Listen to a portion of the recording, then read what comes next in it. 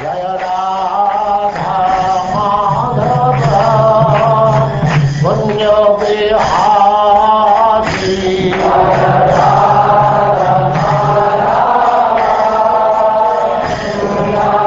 now Chapter 5, Vidura's Talks with Maitreya.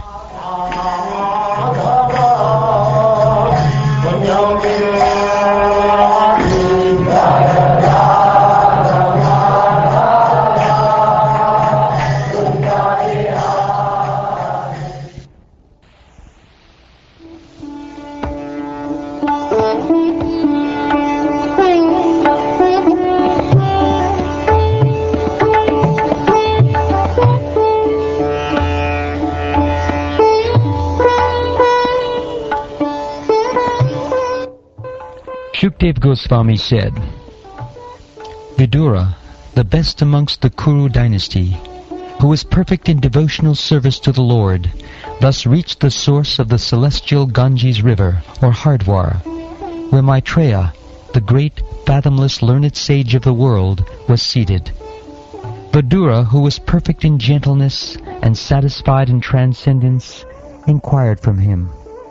Vidura said, O great sage, everyone in this world engages in fruitive activities to attain happiness, but one finds neither satiation nor the mitigation of distress. On the contrary, one is only aggravated by such activities. Please therefore give us directions on how one should live for real happiness. O my Lord, great philanthropic souls travel on the earth on behalf of the Supreme Personality of Godhead, to show compassion to the fallen souls who are averse to the sense of subordination to the Lord. Therefore, O great sage, please give me instruction on the transcendental devotional service of the Lord, so that he who is situated in the heart of everyone can be pleased to impart from within knowledge of the absolute truth, in terms of the ancient Vedic principles delivered only to those who are purified by the process of devotional service. O great sage, kindly narrate how the Supreme Personality of Godhead, who is the independent, desireless Lord of the three worlds and the controller of all energies, accepts incarnations and creates the cosmic manifestation with perfectly arranged regulative principles for its maintenance. He lies down on his own heart, spread in the form of the sky, and thus placing the whole creation in that space, he expands himself into many living entities, which are manifested as different species of life. He does not have to endeavor for his maintenance, because he is the master of all mystic powers and the proprietor of everything. Thus he is distinct from the living entities. You may narrate also about the auspicious characteristics of the Lord in his different incarnations for the welfare of the twice-born, the cows, and the demigods.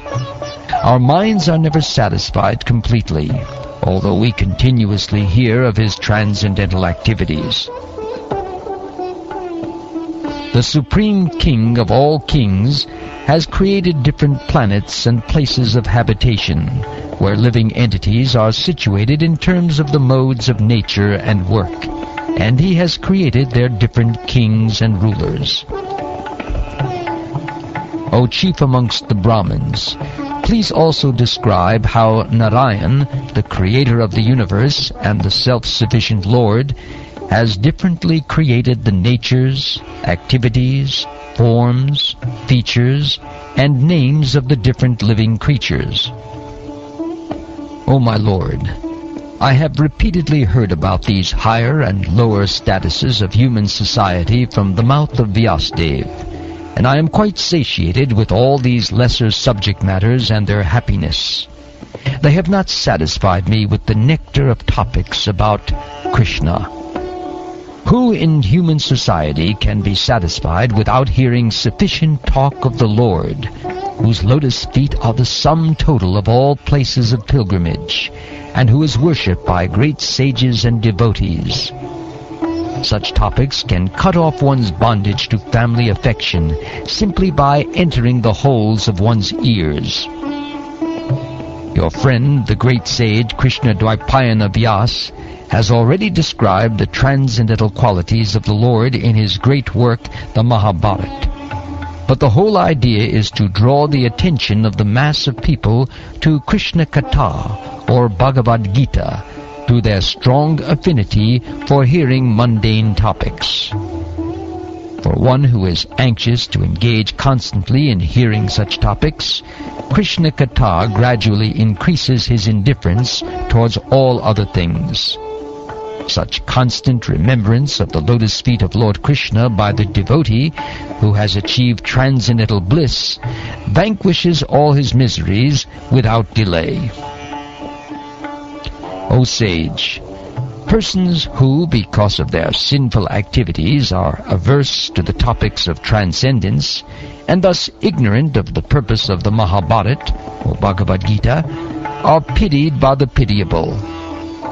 I also pity them because I see how their duration of life is spoiled by eternal time, while they involve themselves in presentations of philosophical speculation, theoretical ultimate goals of life, and different modes of ritual.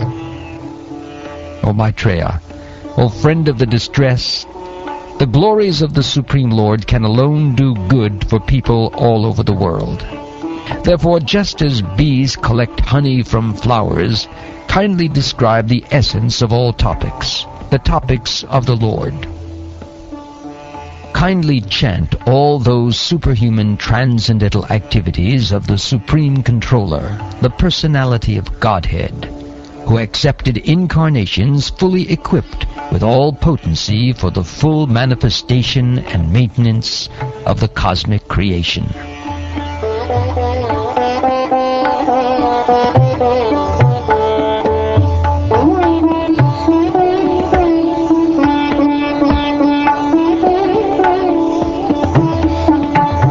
Shukdev Goswami said, the great sage Maitreya Muni, after honoring Vidura very greatly, began to speak at Vidura's request for the greatest welfare of all people. Sri Maitreya said, O Vidura, all glory unto you. You have inquired from me of the greatest of all goodness, and thus you have shown your mercy both to the world and to me, because your mind is always absorbed in thoughts of the transcendence.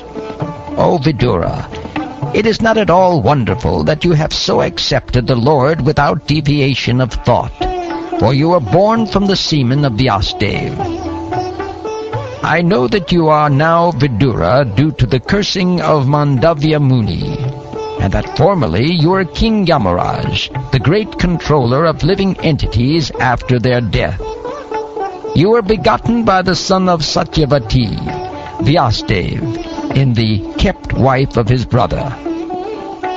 Your good self is one of the eternal associates of the Supreme Personality of Godhead, for whose sake the Lord, while going back to his abode, left instructions with me.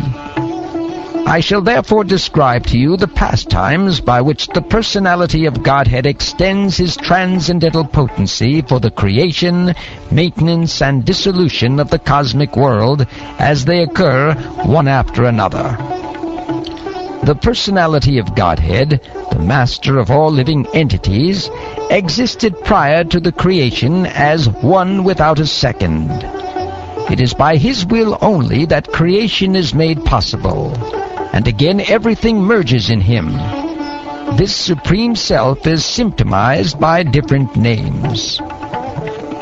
The Lord, the undisputed proprietor of everything, was the only seer. The cosmic manifestation was not present at that time, and thus he felt imperfect without his plenary and separated parts and parcels.